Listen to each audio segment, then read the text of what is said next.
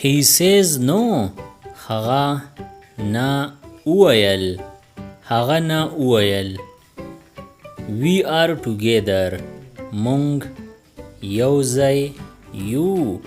مونږ یوځای یو. Why are you sad? ته ولې خفه یې؟ ته ولې خفه یې؟ Perhaps he is busy.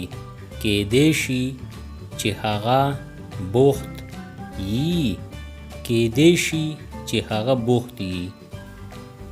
He feared death. هغه د مرګ نه یریدو. هغه د مرګ نه یریدو. She is my dear friend. هغه زما ګرانه ملګری ده. هغه زما ګرانه ملګری ده. It's a known fact. دا یو څرګنده حقیقت دی. دا یو څرګنده حقیقت دی. Try your least. کم نه کم کوشش خو وکړه. کم نه کم کوشش خو وکړه. This is a difficult case. دا یوه مشکله قضیه ده. دا یوه مشکله قضیه ده. I can hear you. زه ستا غږ اورېدلی شم. زه ستا غږ اورېدلی شم. Come with me. ما سره راځه. ما سره راځه. He is a known artist. هغه یو نامتو فنکار دی. هغه یو نامتو فنکار دی. She is a known artist. هغه یو نامتو فنکاره ده. هغه یو نامتو فنکاره ده. She is not here. هغه دلته نشته. هغه دلته نشته. Do you speak پښتو؟ آیا ته پښتو وایې؟ آیا ته پښتو وایې؟ I have 4 books. ما سره 4 کتابونه دي. ما سره 4 کتابونه دي. I hope for the best. زه هیله لرم. زه هیله لرم. Come along with me. ما سره راځه. ما سره راځه. Leave the room. کمره پرېږده. کمره پرېږده. Or you can say leave the room. کوټه پرېږده. کوټه پرېږده. I'm sure about it. زه په دې باوري یم. زه په دې باوري یم. Children are playing. واړه لوبې کوي. واړه لوبې کوي. Or you can say children are playing. ماشومان لوبې کوي. ماشومان لوبې کوي. During the class stay quiet.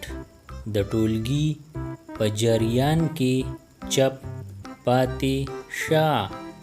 د ټولګي په جریان کې چپ پاتې شه. Open the window. کړکۍ کولاو کړه. کړکۍ کولاو کړه. Yes, I agree. او زه موافق یم. او زه موافق یم. For female you can say yes, I agree. او زه موافقه یم. او زه موافقه یم. I bought a new phone. ما یو نوی فون واغست. ما یو نوی فون واغست. I visited several cities. زه یو شمیر ښارونو ته په چکر لاړم. زه یو شمیر ښارونو ته په چکر لاړم. For female you can say I visited several cities. زه یو شمیر ښارونو ته په چکر لاړمه. زه یو شمیر ښارونو ته په چکر لاړمه. The king ruled wisely. پاچا په حکمت سره حکومت وکړو. پاچا په حکمت سره حکومت وکړو. He is indeed brave. هغه پر اختیا سره زړور دی. هغه پر اختیا سره زړور دی. She is indeed brave. هغه پر اختیا سره زړوره ده. هغه پر اختیا سره زړوره ده. He was late, therefore punished. هغه ناوخته راغلو ځکه سزا میلاو شوه. هغه ناوخته راغلو ځکه سزا میلاو شوه. She was late, therefore punished. هغه ناوخته راغله ځکه سزا میلاو شوه. هغه ناوخته راغله ځکه سزا میلاو شوه. What's your phone number? ستا د فون شمیره څه ده؟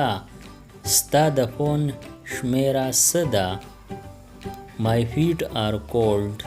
زما خپې یخې دي. زما خپې یخې دي. Make a wish. سهیله وکړه. سهیله وکړه. He is gone. هغه تللی دی. هغه تللی دی. Subscribe the channel Pashto Anyone and press the bell icon for more updates. If you like the video, press like and share it with your friends. Thanks for watching.